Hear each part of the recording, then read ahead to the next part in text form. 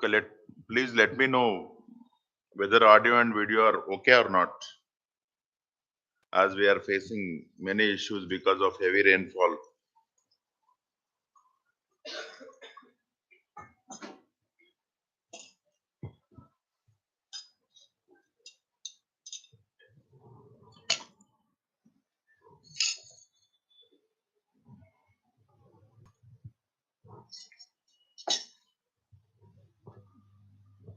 Okay,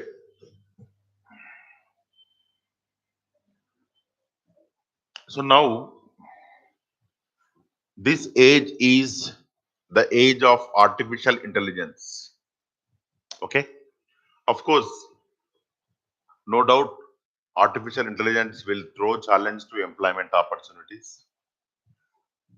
No doubt, artificial intelligence may also increase the inequalities when there is issues of unemployment, and even the access to such kind of things may not be affordable to the poor. Okay, like take the example of AI or uh, doors which open by recognizing the face. A common man cannot offer for that. Of course, no need for common man. So this article deals with in how many ways artificial intelligence can be used in our day-to-day life. So you may encounter this question because in the mains applications, application of science and technology in the mains. So in many fields, we can apply the concept of artificial intelligence in controlling the deforestation. You know, logging means felling down the trees. So if you erect some sort of devices, then illegal logging can be curtailed, because even if you sit at remote area also, you can listen the sounds and take appropriate action. So non-profit or so who are involved in this, even they have given their information also. Non-profit organization Guardian, the Rainforest Connections Guardian devices, which attach acoustic monitoring sensors to trees to detect illegal logging. And you know what is meant by acoustics? What is meant by acoustics? What is meant by acoustics?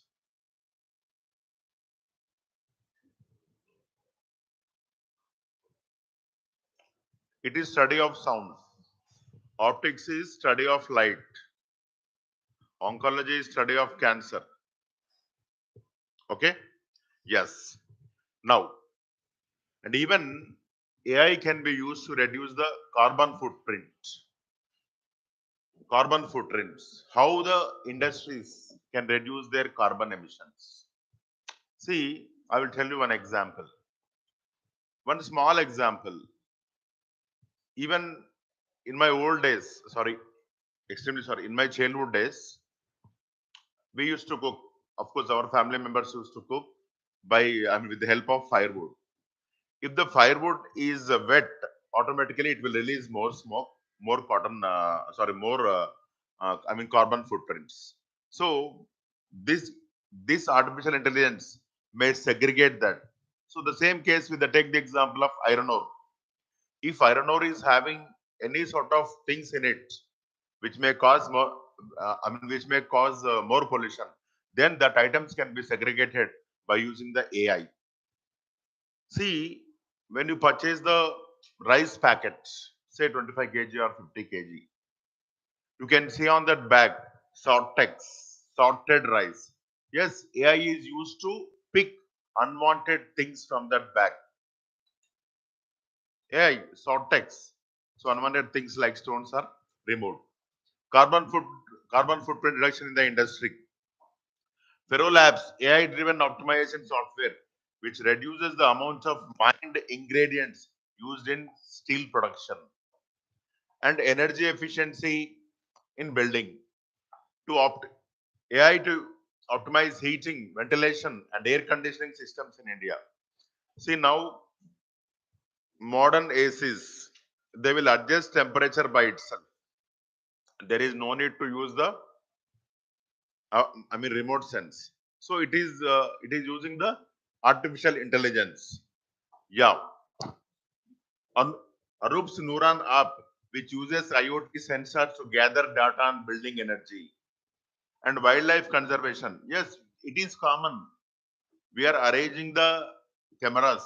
We are even fixing the chips to the animals. See, take the example of the Kaziranga National Park. So, Kaziranga National Park, where single-horned rhinoceros are preserved, and even some people were applauded by the PM Modi because it was in the last year there was zero poaching.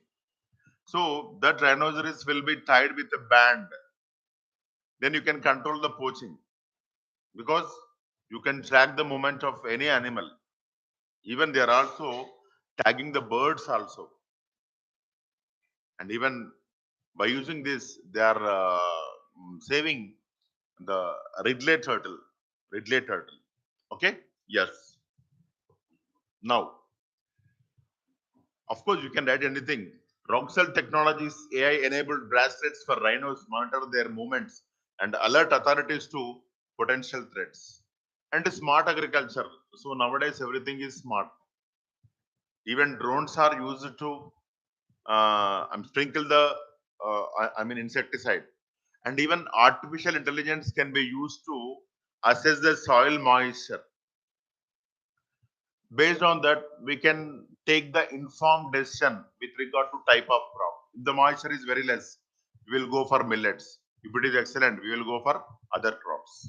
So only the issue is whether it is affordable to all or not, because you know, in India you are having the small land holdings. A person who is having 2 acres, 3 acres, he may not be able to purchase the devices. Okay. Yes. Smart agriculture to optimize farming process and reduce waste. John Deere's AI powered system which optimizes planting, irrigation, and fertilizer for crops. Everything. Now climate modeling. The UK's Met Office, which uses AI to model climate patterns and inform government policies on climate change. Yeah. See, if you know everything before, we can take appropriate steps. But nowadays, what is happening? We are unable to assess the climate. See, take the example of today. Today morning, it is heavily raining in our area. See, it is not a rainy season, and even in the May, uh, you will have the convectional rainfall. Even now, it is not the May, and even day before yesterday also, it was not too hot sunshine, but still because of climate change, abnormal rainfall. So such kind of things very tough to assess. But now, of course, technology is enabling us everything, and even on many occasions, the predictions of Indian monsoons with regard to El Nino and La Nino, though 80% correct, but not all the time 100% correct. But still, okay, it will allow us to take the informed decision with regard to the crop pattern. And renewable energy management.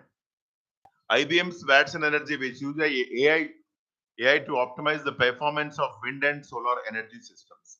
So no need to remember these company names, but if in the TSPSC mains or APPSC mains, UPSC application of AI, then you can write all these fields: forest, wildlife conservation, etc., etc. Okay. Now, when you come to the challenges, data quality and quantity, AI models require high quality data to perform, and in India, it is not at all possible. And bias in data and algorithms. For example, AI system that recommends conservation areas to protect might not account for cultural significance or indigenous knowledge. And interpretability. It may be challenging to understand how a deep learning model. See, interpretability means now take the example of remote sensing. Earlier, we used to install the rain gauges to get the data of the rainfall in various parts of the country. Now, no question of rain gauges. Only we are going for the, remote sensing. So even the crop pattern in the area is also assessed by the remote sensing. It is based on the color. It is based on the color of mapping, but not all the time you will get the 100% result. Yes, because uh, two types of crops may have the same color. Who knows?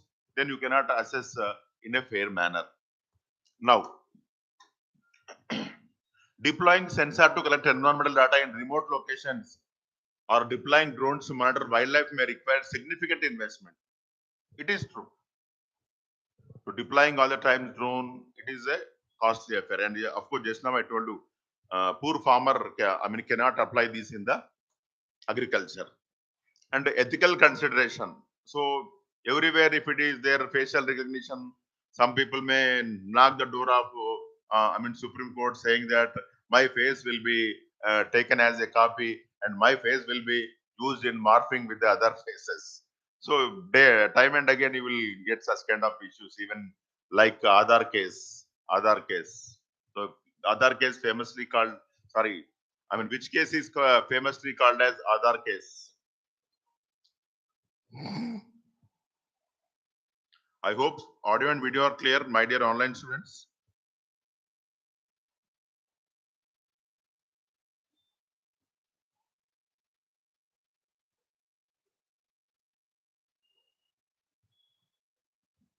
Only one answer. So Puttuswamy case, and he is a retired judge, Puttuswamy. Okay, no issue. Yes.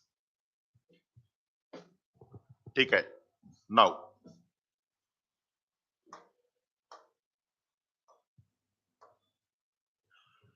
okay, All India report of first census of water bodies.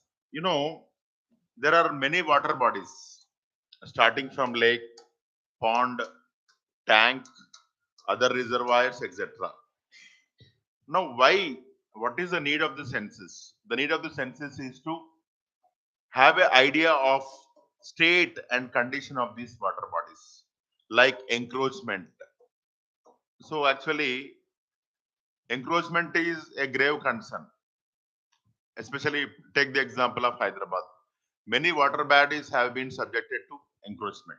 Many water bodies have been subjected to encroachment. And siltation means many water bodies are filled with the silt, by which its volume holding capacity will decrease. Okay, and their condition. You see, not all water bodies are having a structure like wall or embankment. Some water bodies are left free only, but still, as it is a natural depression, it is filled with the water. But still, you will have some sort of system to draw the water from this water body. So even all such kind of things are assessed. Why? To take appropriate action. Now take the example of Telangana government, Mission Kakatiya. The aim of Mission Kakatiya is to, rejuvenate the tanks, especially in the rural areas. Of course, not only in the rural areas, but more emphasis is given in the rural areas. And the same thing like the Mission Amrit Sarovar by the central government. Okay, yeah. See, water is a state subject, but still, central government will give lot of funds and even technology assistance to conserve the water bodies. Okay, and even you are having accelerated irrigation benefit program. Of course, it is for the major irrigation structures. So this is generally for minor irrigation, because these water bodies are not major irrigation bodies. You know what? We will classify the water bodies or hydraulic structures based on the culturable command area. You know, the hydraulic structures, that is the structures used to irrigate crops, are classified into three: major, medium, and minor. Here the criteria is the culturable command area. What is culturable command area? It is the area up to which the water is hydraulic structures water is used to cultivate. That is irrigate, not cultivate, irrigate. When you come to the major, what is the criteria for the major hydraulic structure? More than 10,000 hectares. 1 hectare is equal to 2.47 acres. And medium, more than 2,000 hectares and less than 10,000 hectares.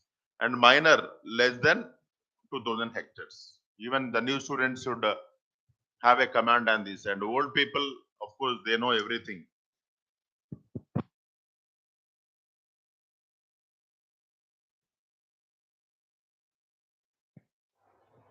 Okay, Andy. Yeah. So Ministry of Jal Shakti has launched the first census of water bodies in convergence with the sixth minor irrigation census. We are having the minor irrigation census from a long period, but this year they have considered even new criteria like encroachment, which is the present burning issue. Lakes are encroached, and the catchment area of lakes has become concrete jungle. All these issues. Since water is a state subject under the 7th schedule of the Indian Constitution, so the relevant state governments are primarily responsible for taking action. But still,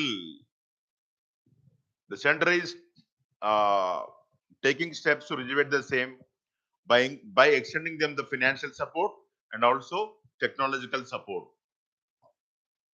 The Pradhan Mantri Krishi Sinchai Yojana, Har Khet Ko Pani scheme provides for the repair, renovation, and restoration of water bodies. The first census of water bodies to develop a national database for all water bodies with regard to their storage capacity, encroachment, condition, size, okay, etc. Just now I told you why it is needed. So accordingly, we can take the decisions. So we are having the see. I came to the institution at 7:15. Sir told that, sir, I will take second class. And in between, we are having other issues. As you are having the WhatsApp group, we are taking the informed decision. What is that? Class will start after 8 a.m. So if you know the condition of the tanks, our water, then accordingly we can take the decisions.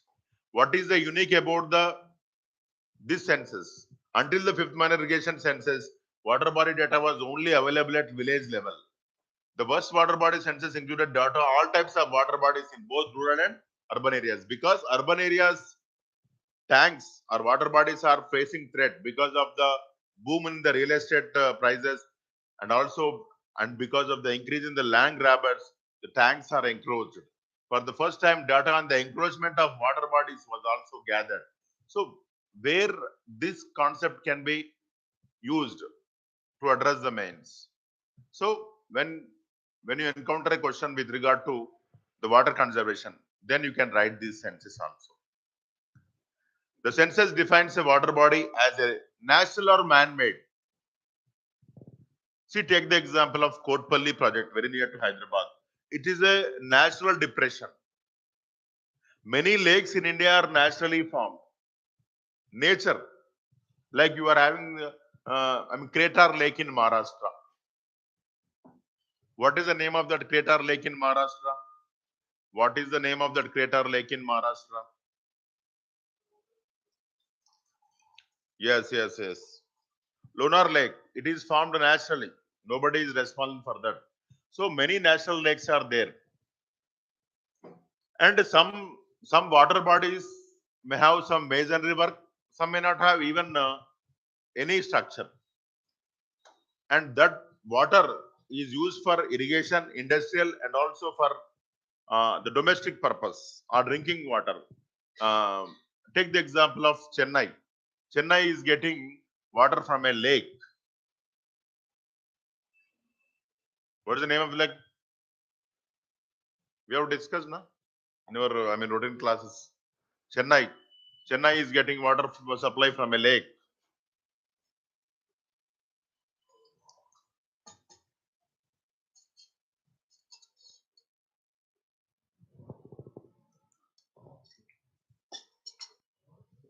Okay. I think it is Chembrambakam Lake. Chembrambakam Lake, if I am not wrong.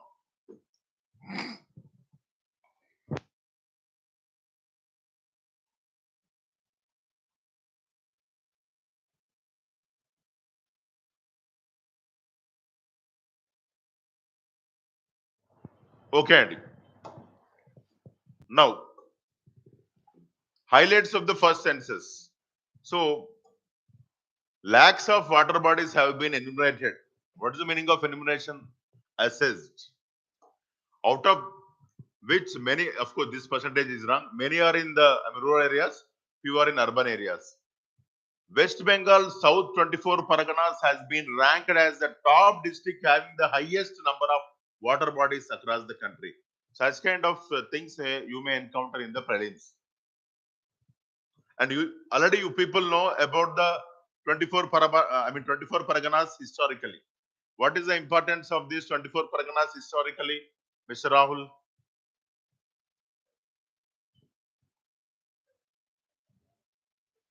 Historically, we have studied in our history classes 24 Parganas.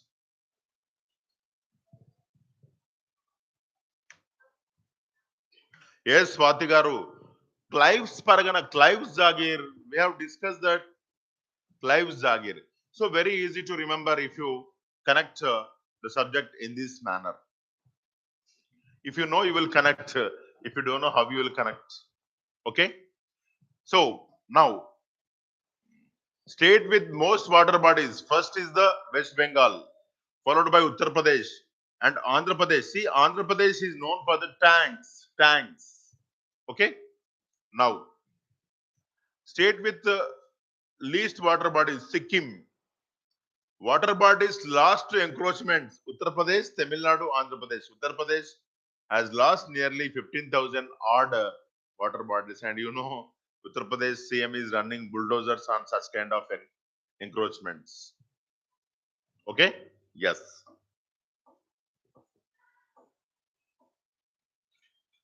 Now you are having various ponds, tanks, lakes, and reservoirs. And more water bodies in India belong to nearly 60% ponds. And even distribution of water bodies by ownership, 55 are in the hands of the private people. And even a big landlord will dig and manage a water body. In Telangana, they are called as kuntas. Kuntas. Yes. West Bengal has highest number of ponds and reservoirs, whereas Andhra Pradesh has the highest number of tanks. Tamil Nadu has the highest number of lakes, and Maharashtra is the leading state with water conservation schemes. Remember this. Maharashtra is the leading state with water conservation schemes. And even, you know, Ralegaon Siddhi. Ralegaon Siddhi. Ralegaon Siddhi.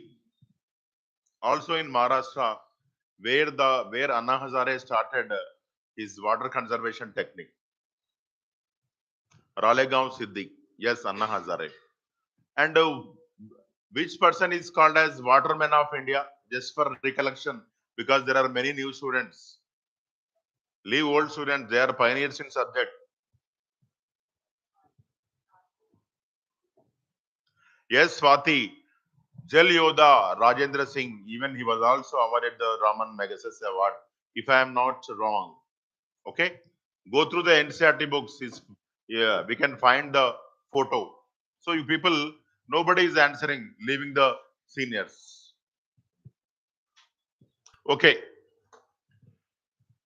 So many water bodies are encroached, and even we are not taking steps. So already states like Kerala and Telangana and even central government itself initiated the schemes like Mission Amrit Sarovar.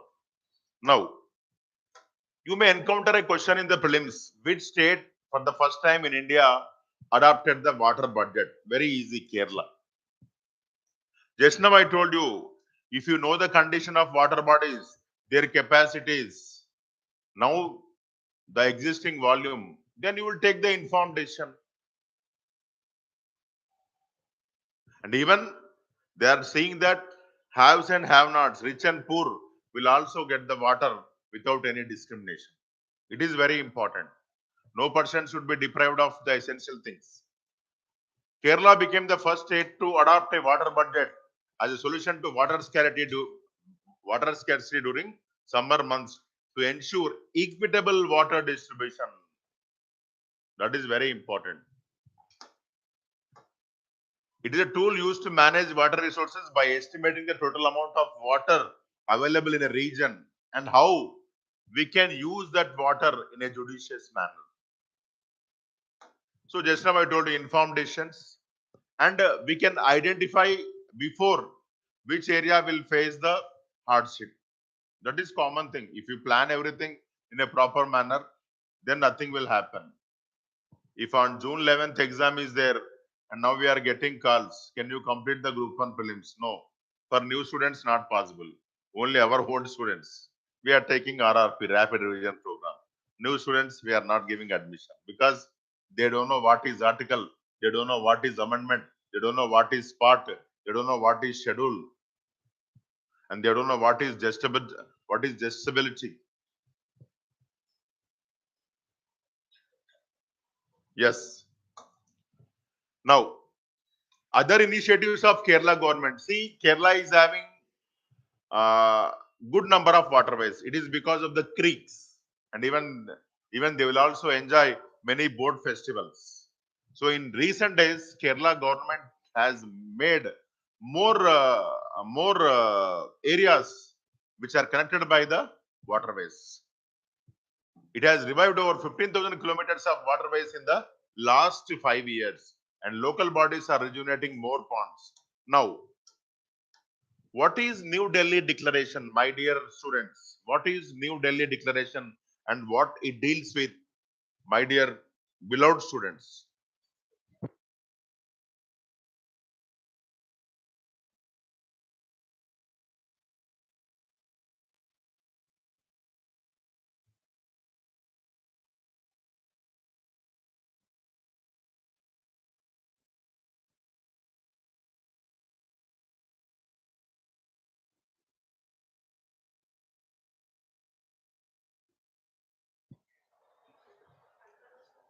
So it is how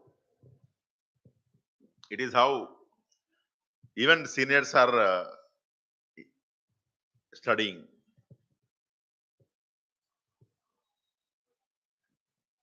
So Delhi Declaration is with regard to have the international peace by taking the values of Buddhism. Okay? Yes. The two-day Global Buddhist Summit 2023 concluded successfully with the New Delhi Declaration. Okay? So, see now, take the example of Russia-Ukraine crisis. Even in the last class also, I told you, as we are human beings, no doubt, we are highly civilized. In my opinion, there should not be any need of weapon to attack any other human being. Of course, to protect ourselves from animals and to cut things, like you need knife, no doubt in it. But being a civilized people and giving importance for and even we are having international covenants also, but still we are increasing our budgetary allocations for weaponization. So in my personal opinion, you may encounter a question, and even as in recent days this convention was concluded, the relevance of Buddhism in the present political tensions. Yes, take the example of Ashoka. Ashoka has put an end to the physical conflict and he will initiate the spiritual conflict. The aim of Gautam Buddha is ahimsa. Of course, it was extended to the mankind. Okay? Yeah. So it is with regard to how to use the Buddhism to attain the international peace and to avoid the cross-border terrorism, etc. See, one thing we have to remember: we are human beings. In spite of international organizations like UN and International Court of Justice, you can see the uh, bad impact of war between Russia and Ukraine. It is totally inhuman, no doubt in it. Common people are facing the problem and they are not responsible for any personal issues with regard to politicians or country heads. So it is with regard to the Buddhism. Major outcomes of the New Delhi Declaration. Importance of peace, well-being, harmony and compassion for universal peace. Take the example of Ashoka. Even he said that you should have compassion towards animals and Sramanas, slaves and Brahmins. Compassion. Even he stressed, he stressed about the compassion towards animals also, which is mentioned in the Ashokan Rocketics. Doctrines and philosophy of Buddha Dharma are the best guides for the interfaith, no doubt in it. It calls upon all nations, everybody to work to have a world free of conflict, free of violence and war. And even if you end all this, automatically your environment will be protected. Take the example of outcome of the bombing on Hiroshima and Nagasaki. Till today, they are facing the problem of radiation. So if you end the war, automatically you will also save the environment. Okay? And wisdom and preserving the sacred sites of Buddhism. Okay? And you have to, your human attitude should shift to towards value education and character building. Yes, that is the need of the hour. Start from scratch itself. Value education and character building. You can see, of course, though you can see the of course there was a news in the paper that high school children in Hyderabad are taking the drugs. It is not character building. Okay. Yes. Now just I want to discuss this in depth. I don't know whether it will open or not. Yes, very nice. Now actually, you know, the four Buddhist councils, no doubt, because time and again we will repeat the history in the ordinary, our routine classes. You know, four Buddhist council. Everybody know. All of our students know that. What I mean to say is, the Theravada Buddhist Council in 1871 and Theravada Buddhist Council in 1954 are known as the fifth and sixth Buddhist councils respectively. Because I am expecting this question. Because we people know only four Buddhist council and also Buddhist councils taken. Yes, Dalai Lama was the chief guest. Very nice, Mr. Garner Hari, of course. Dalai Lama was the chief guest in Arunachal Pradesh Global Buddhist Summit held last week. Yes, very nice information. So, Theravada Buddhist Council in 1871 and Theravada Buddhist Council in 1954 are known as the fifth and sixth Buddhist Council respectively. Because I am not wasting your precious time by taking the already taken issues. Even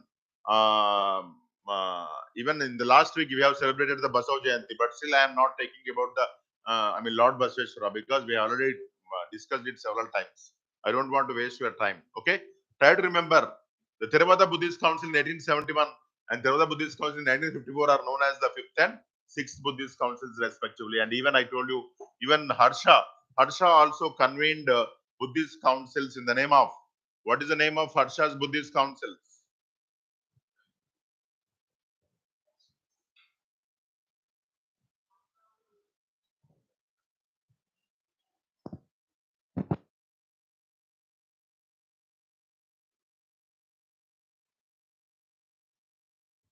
So I don't know why juniors are unable to address.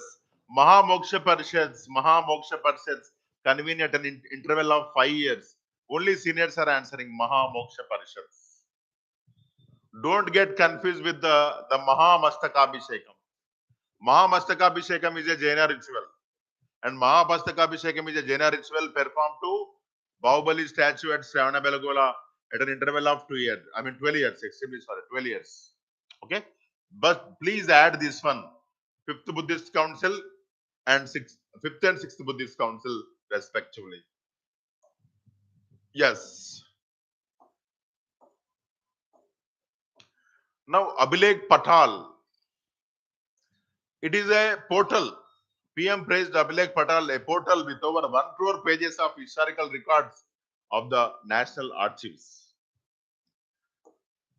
And it is a portal to access records of National Archives of India, important public administration decisions, etc. They are available to all.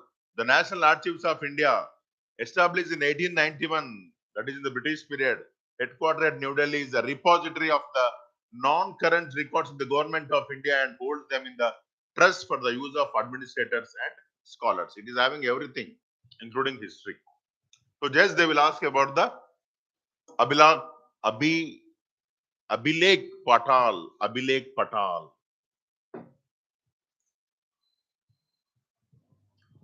Now, you know Udan, Udan 5, Uday Desh Ki Aam Nagarikat. It is the air connectivity between the two-tier cities. Okay. Now, the Ministry of Civil Aviation in India has launched the 5th round of the regional connectivity scheme, Uday Desh Ki Aam Nagarikat, to improve connectivity in remote and regional areas of the country. Yes, it is nothing but to extend the air services. Okay. But now, of course, you know everything. 70-seater. Take the example of a small plane. Minimum it will carry 80. So if it carry 80 only, it is feasible. If it carry only 5, then the person has to pay thousands of rupees. So the carrying capacity is less than 80. 90 to 28, 90 to, sorry, 90 to 78, 90 to 78, 78, 78. Here 20 to 80 seats. Here 20 to 80 seats. And yeah, maybe in course of time more than 80. Yeah, but what are the issues with regard to this? Now take the example of Vande Bharat Express. Vande Bharat Express will throw a challenge to Udan. Definitely. Again, the improvement of highways in India will also throw a challenge to Udan. Now take the example of Hyderabad Bangalore. On Saturday and Sunday, on Friday night, you can see the traffic on the highway of Bangalore and Hyderabad. Everybody will, the people who are working in the IT in Bangalore will come to Hyderabad and vice versa. They are using their private vehicles because now the roads are excellent. Even on one day, I went to Bangalore, maybe 2 years ago. I went to Bangalore within 5 hours. Of course, not in my car. I boarded a bus at Zoo Park, Aramgad, and I was even less than I was Elehanka, even less than 5 hours also. Then why will why I will prefer Shamshabad all the way going 2 hours before check in, check out, this one, that one, this one, all headaches.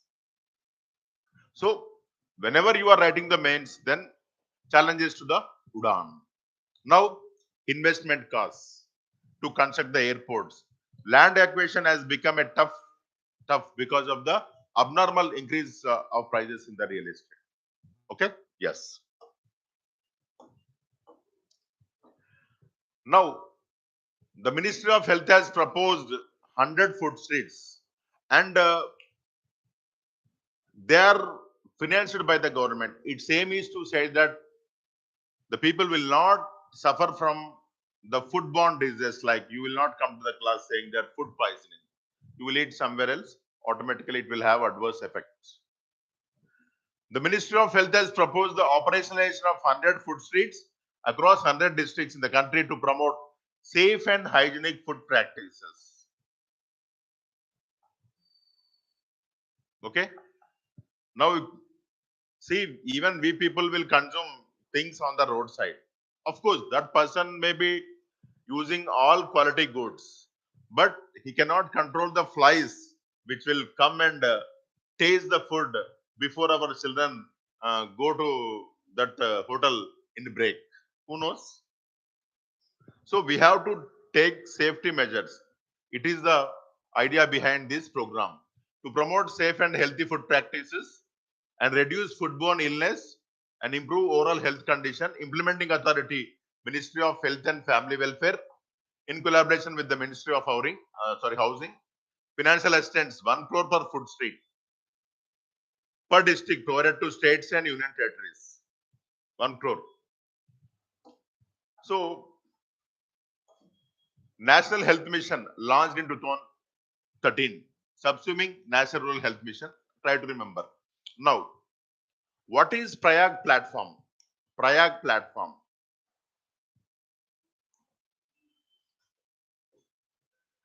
Prayag platform.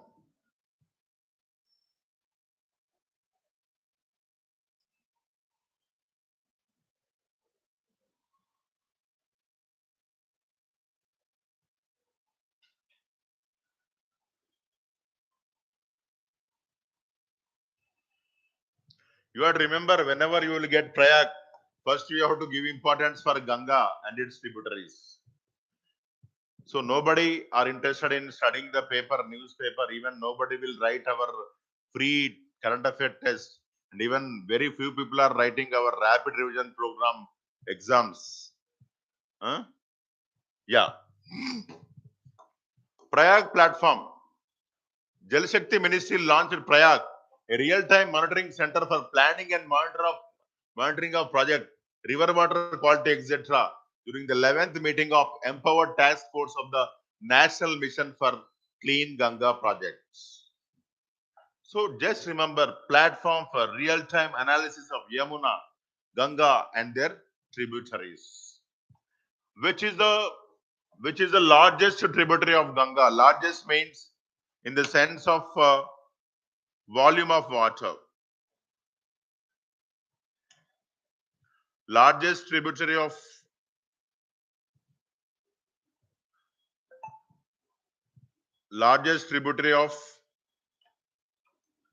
Ganga.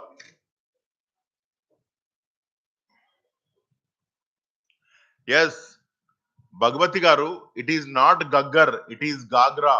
Bhagavati Garu, it is not Gaggar. Swati Garu, it is not Gaggar, it is Gagra. Please correct.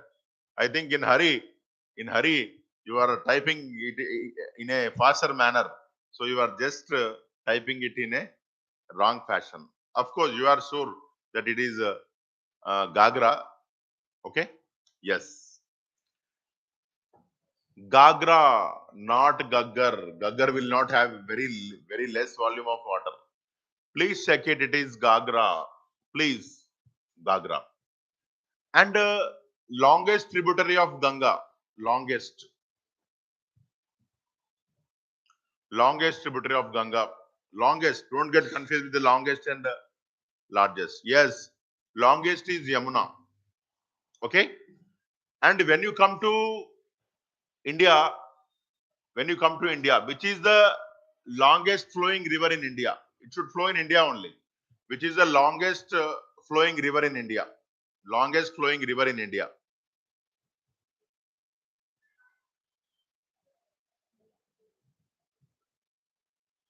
It is Ganga. It is Ganga. Ganga is the longest river flowing in India. More than 2,500 kilometers. If I am not wrong, 2,625 kilometers. Yes, it is Ganga.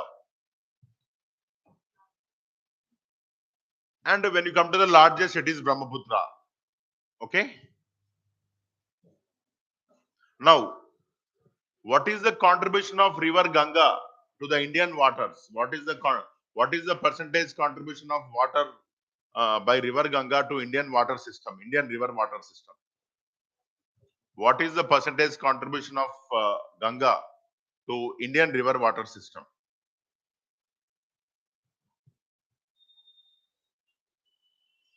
33 or 10 or 25 or 20? What is the answer?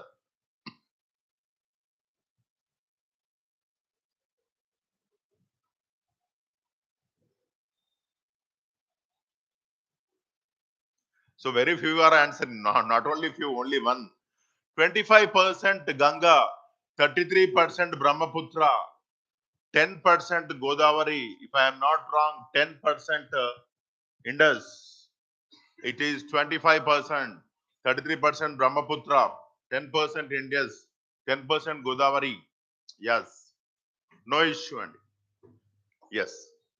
Now Indian skimmers. So first time they have this bird has recorded the breeding. The Satkosia Wildlife Sanctuary in India has recorded the breeding of Indian skimmers for the first time. So they will ask question with regard to that wildlife sanctuary, not with regard to this bird. That is how the uh, questions will come. The Satkosia Wildlife Sanctuary in India has recorded the breeding of Indian skimmers for the first time.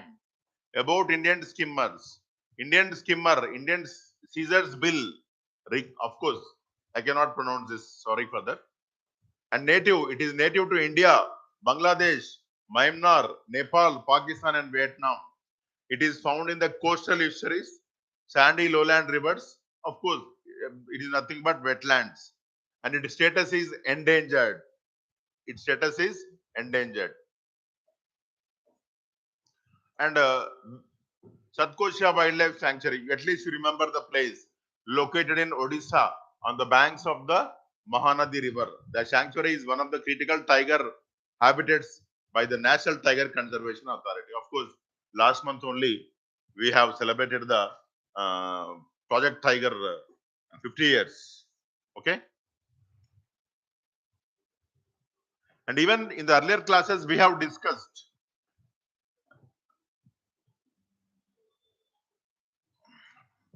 Okay. Which Tiger Reserve of India got the award 2 times, 2 cross award, 2 cross award.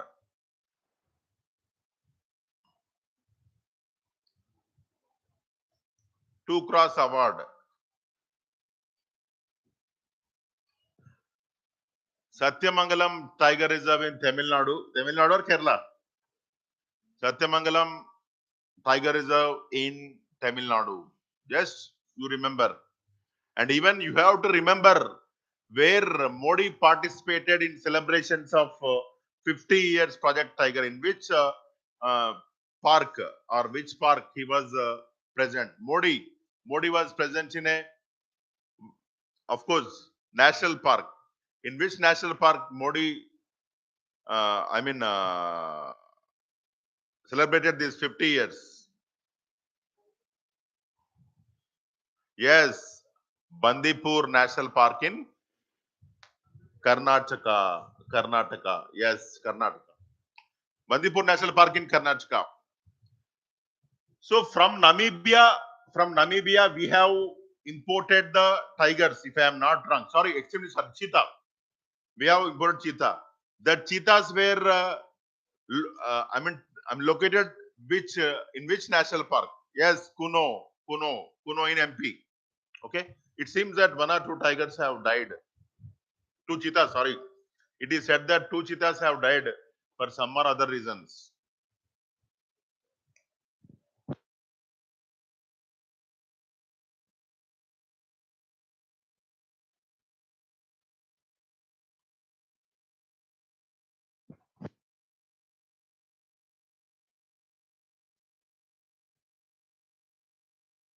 Okay, take care, my dears.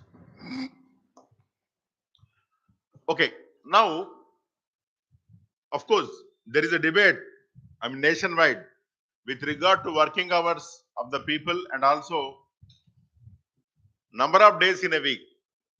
4 days. 4 days in a week. If we keep classes for only 4 days in a week, then it will take years to complete the syllabus. Okay? Yeah. So Tamil Nadu has made a law prescribing 12 hours a day for the labor, working people, and that too flexible shifts, and only 4 days a week.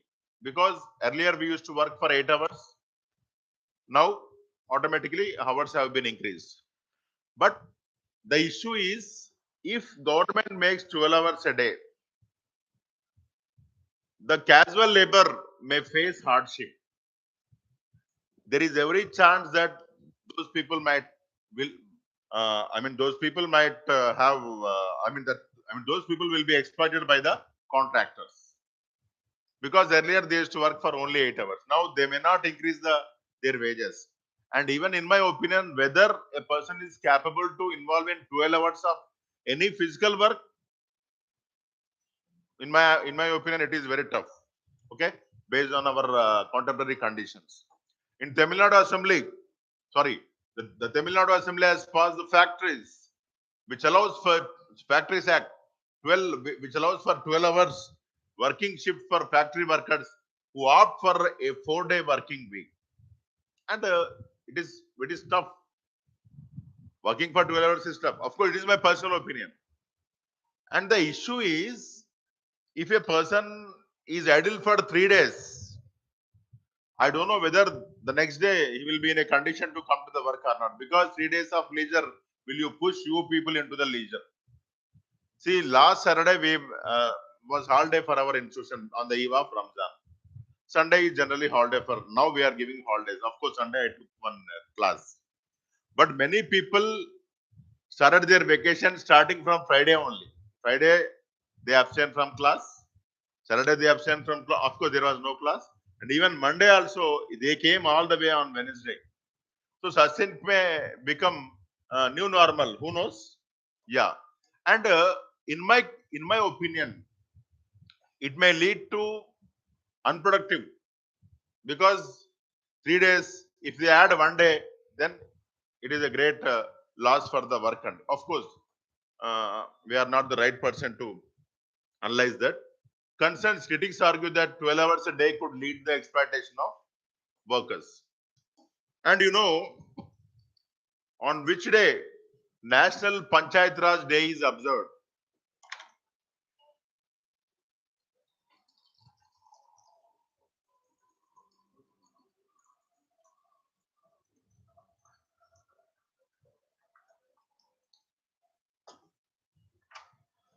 Yeah, April 24th.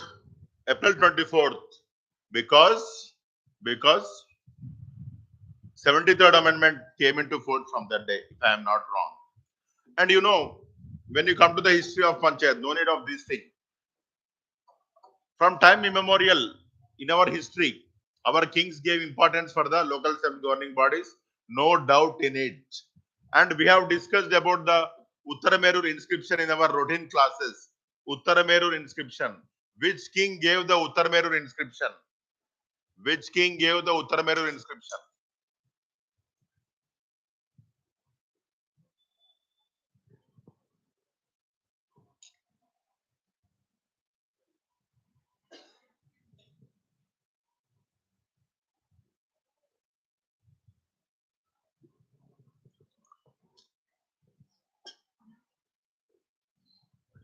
Parantaka Chola.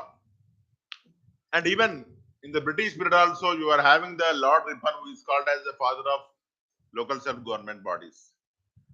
And even to honor Mahatma Gandhi, who always strived for the upliftment of the rural areas, it was dealt in the constitution by which article? It was dealt in the constitution by which article? By Article 40. But Article 40 was in non-justiciable part, because it is in DPSP. DPSP is not justiciable. So many states have failed to implement the provisions of Panchayat Raj, or even they were not interested to, the strengthen the grassroots democratic institutions. So to address that issue in course of time, P.V. Narasimha Rao has resorted for 73rd and 74th Amendment. 73rd deal with the Panchayat Raj institution, which contains both voluntary and mandatory provisions, which we have discussed in our routine classes. Now, World Bank's Logistic Performance Index. So, our country's rank has increased by 4 points, if I am not wrong. 4 or 6? Yeah, sorry. India has climbed, extremely sorry, 6 places in the World Bank's Logistic Performance Index. From Now ranking 38 out of 139 countries from 44 in 2018, because our government took excellent measures to minimize the logistic cost and even to minimize the logistic time. Both are very important, cost and time. The best example for this is dedicated freight corridor. You know what is dedicated freight corridor? Where the railway line is used to transfer the freight, that is goods vehicles. Earlier, what happened? On the single track, both passenger and freight trains used to run, and whenever passenger train is moving, freight train was subjected to a halt to give the clearance for the passenger train. Automatically, what happened? It has resulted in the delay of the transportation of goods, and even it has discouraged the railway as the mode of the freight transportation. You can, if you transfer eggs from Hyderabad to Bombay, I mean, along with the passenger trains, or then as soon as it reaches Bombay, already chicks will come out of the egg. Bharatmala, Sagarmala, four laning of highways, expressways, privatization of highways, and last year budget totally gave importance for infrastructure, setting aside the populistic policies in spite of Uttar Pradesh elections. Okay? Yes.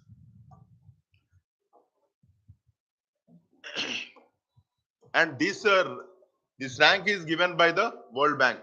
It comes out every 2 years from 2010 to 18. However, after the COVID-19, the report has been released now in 23. Dimensions, 6. There are 6 dimensions: customs, infrastructure, international shipments, logistic competence and quality, tracking and tracing, timeliness. Timeliness is very important. It ranks countries on a scale of 0 to 5, with 5 being the highest score, because nowadays you will get the question in the form of statements. How many dimensions are there in that index? What are they? Top countries, no doubt, Singapore and Finland. Now, you are having two types of investment: soft infrastructure and hard infrastructure. Very easy to understand. Laying a road, laying a bridge is hard infrastructure. What is soft? Usage of technology, software. Now take the example of a ship comes from the foreign country, and the goods will be unloaded, and after custom clearance, they will be loaded into the indigenous vehicle to transport locally. If you are not having the sufficient software or technology, then the unloading will take lot of time. Automatically, our rank will decline. So now everything through software. So now even custom clearance is also at a faster rate. And even we have discussed in the last classes that India and UAE are having some sort of agreement. They will track the ship from loading to completely unloading. We have discussed in the last classes. Okay, that is soft infrastructure. Technology is soft, and roads etc. are the hard infrastructure. Investment in technology is soft, like digitalization etc. Now, biodiversity heritage sites. So West Bengal recently notified 4 more biodiversity heritage sites. Char Baladanga and of course, tough to remember, and the State Horticulture Research and Development Station campus in Deipara, both in Nadia, Namting Poker in Darjeeling, and Amkoi Fossil Park in yeah, we missed this one. Don't worry. It is in the next page. Yeah. See, what are these? They are the areas of biodiversity, and even they are having the species which are under threat. So it is a duty of the government to see that they are protected. Their condition is not ruined. Biodiversity heritage sites are areas that are recognized for their unique ecosystems and rich biodiversity. Unique ecosystems having rich biodiversity with one or more of the following components: richness of wild and domesticated species. High endemism means local species. Presence of keystone rare and threatened species. wild ancestors of domestic cultivated species. Everything legal provision under Section 37 of the Biological Diversity Act 2002. The state government, in consultation with local bodies, may notify areas of biodiversity importance as BHS. So its aim is to preserve the biodiversity. And in India, which was designated as the first biodiversity heritage site, such kind of questions you may encounter.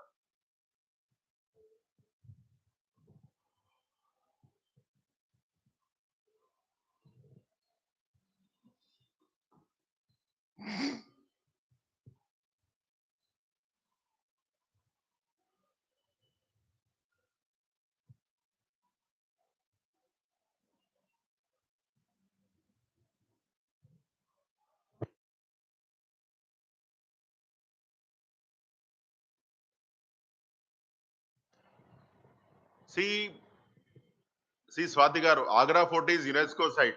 If I am not wrong, first UNESCO site. Agra Fort is first UNESCO site, Swati garu, if I am not wrong. Even Nilgiri also. Yeah. Nallur Tamarind Grove in Bangalore, Karnataka was designated as India's first biodiversity heritage site. Try to remember. Nallur Tamarind Grove.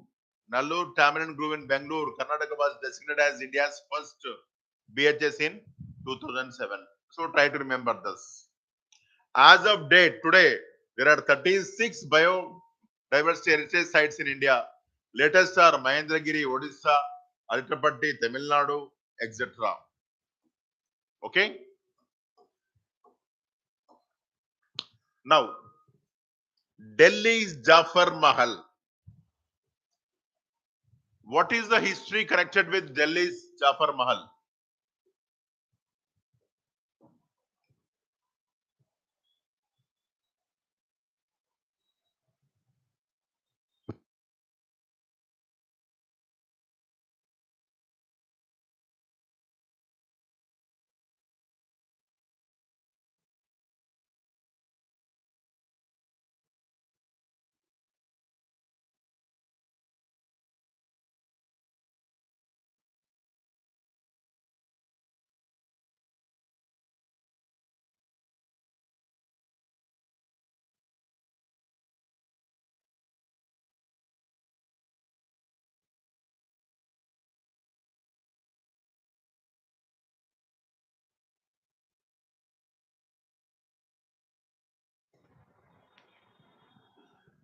Yeah, it was surrendered by Akbar too, but completed in the. It was surrendered by Akbar too, but completed in the Bahadur Shah II's period. And actually, it is a tomb considered by Bahadur Shah too. But what happened, after Sepoy Mutiny, he was deported to Rangoon, where he died naturally. So the tomb is empty. And even we have discussed a festival with regard to Akbar too. Now, the Archaeological Survey of India is set to begin conservation works at Zafar Mahal in South Delhi's Mehroli.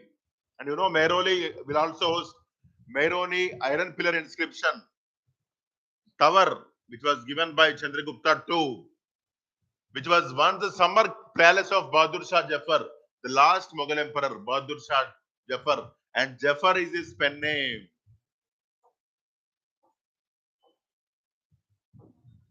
It is summer palace, and it was built by Emperor Akbar II and completed by Bahadur Shah Jafar. You are saying only Akbar II.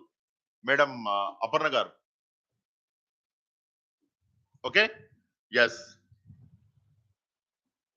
Dedicated to Hazrat Khaja Qutbuddin Bakhtiar Khaki. Even Qutub Minar is also dedicated to Khaja Qutbuddin Bakhtiar Khaki. You remember Qutub Minar, which was started by Qutbuddin Aibak, and it was completed by Iltutmish. It is also dedicated to Khaja Qutbuddin Khaki, a renowned Sufi saint to whom almost all the Mughal emperors were disciples. Components, of course.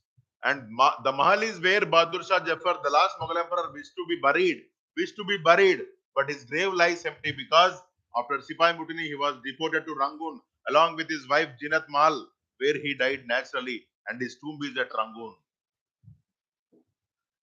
Nearby areas, of course, Dargah of Qutbuddin, Bakia, Kaki, etc. Festival, the annual festival or procession known as Pulom Ki Sair starts from Jafar Mal and was started by Khwaja Bakhtiar Kaki as a protest against the British. But Akbar II is the patron for that. That's all for today. Thank you. Thank you for your kind cooperation. Thank you.